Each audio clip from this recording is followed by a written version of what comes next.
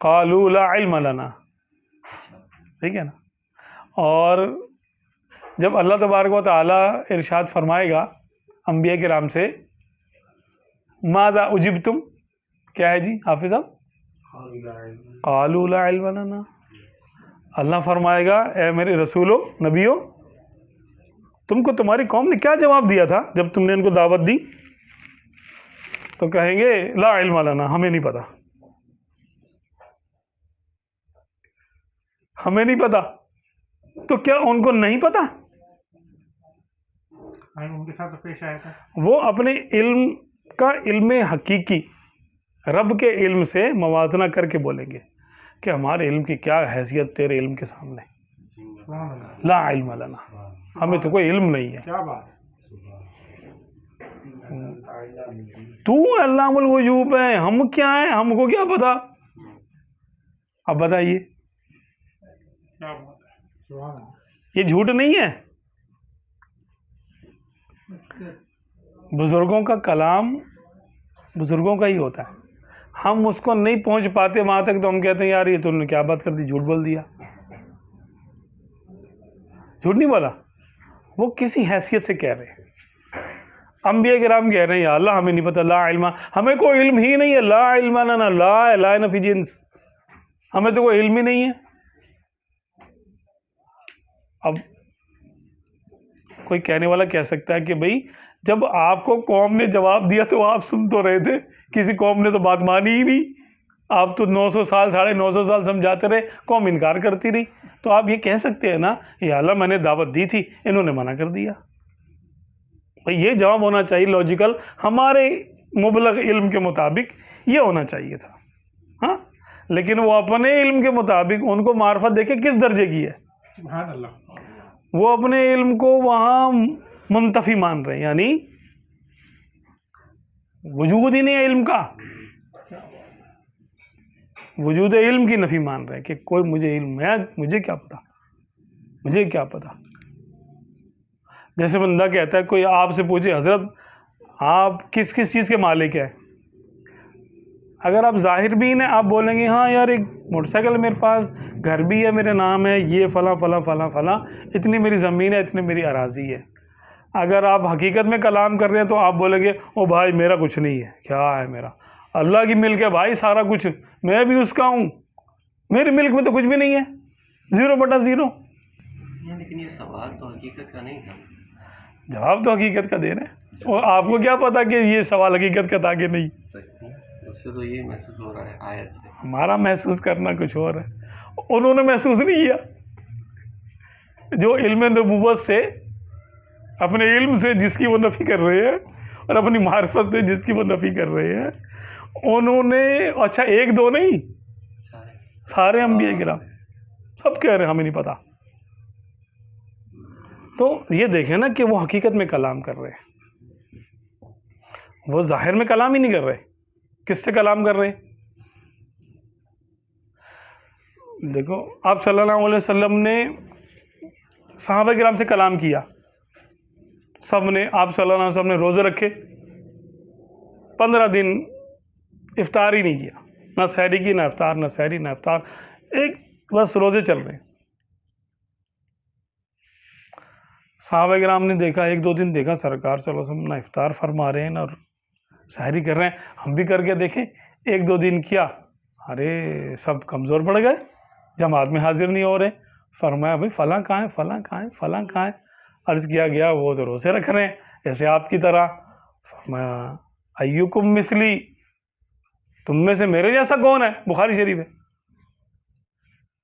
یطعمنی ربی ویسقینی، ابھی تو عند ربی، میری رات تو اپنے رب کی بارگاہ میں گزرتی ہے، وہ مجھے کھلاتا بھی ہے، مجھے پلاتا بھی ہے. تم میں سے میرے طرح کون ہے بھائی، تم میں سے میری طرح کوئی نہیں.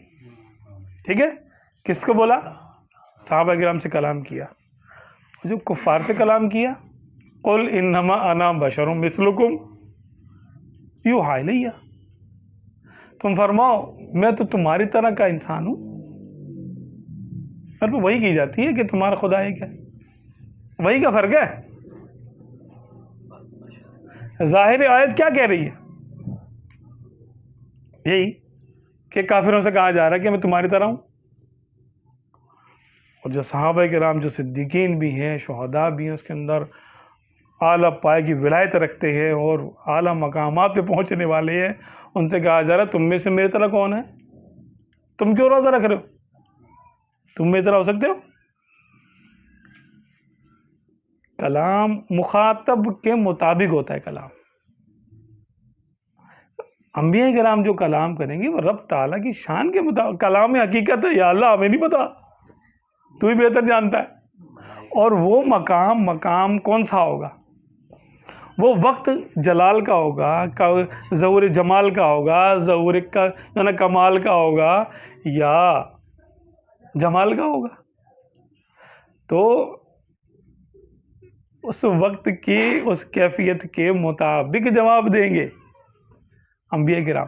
ملائکہ کا بھی مخاطب تو اللہ تھا، تو انہوں نے تو آگے سے کہا الا ما علمتنا، وہاں پہ استثناء تو کیا نا انہوں نے.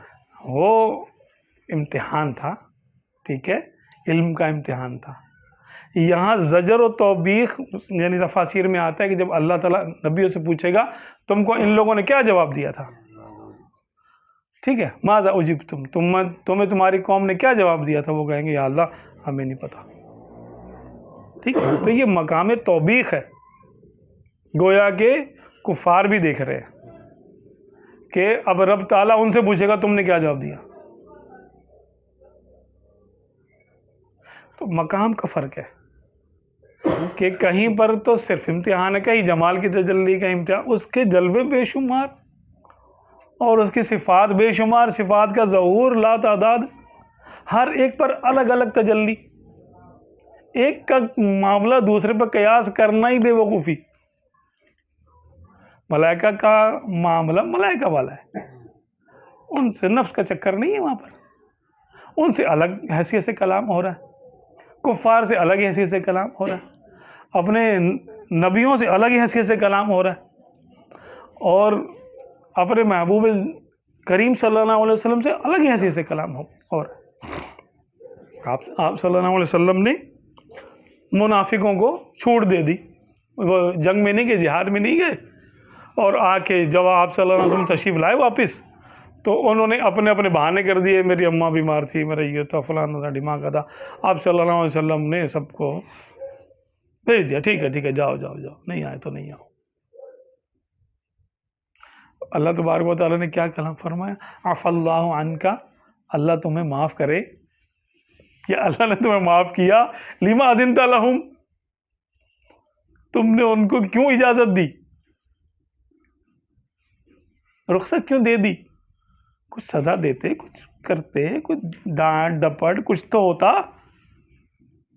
یعنی عفا اللہ عنک، اللہ تم کو معاف کرے، یا اللہ نے تمہیں معاف کیا. ہاں،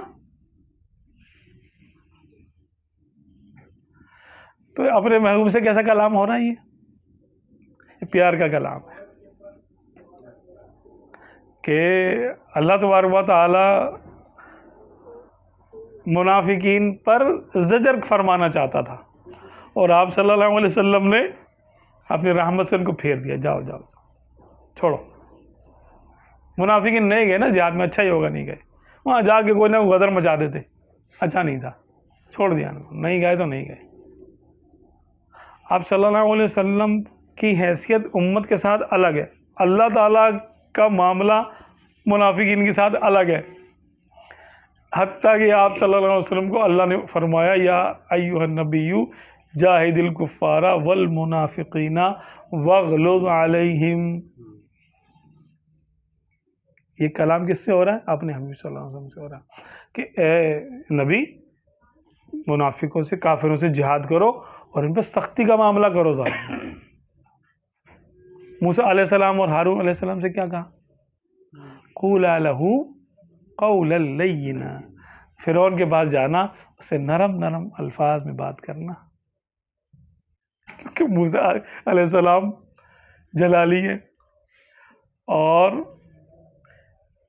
آپ جیسے کلام کرنے کا ارادہ کر رہے تھے، اللہ نے جانا اور ان کو روکا. نرم نرم بات کرنا اس سے جا کر. اور آپ صلی اللہ علیہ وسلم سے اچھا وہاں سامنے فرعون تھا جو خدائی دعویٰ کر رہا تھا، یہاں پر کافر ہیں، منافق ہیں، خدائی دعویٰ نہیں کر رہے لیکن بندے ہیں نا. فرما سختی کرو ذرا ان کے اوپر. سختی کیوں نہیں کرتے؟ سختی کرو ذرا.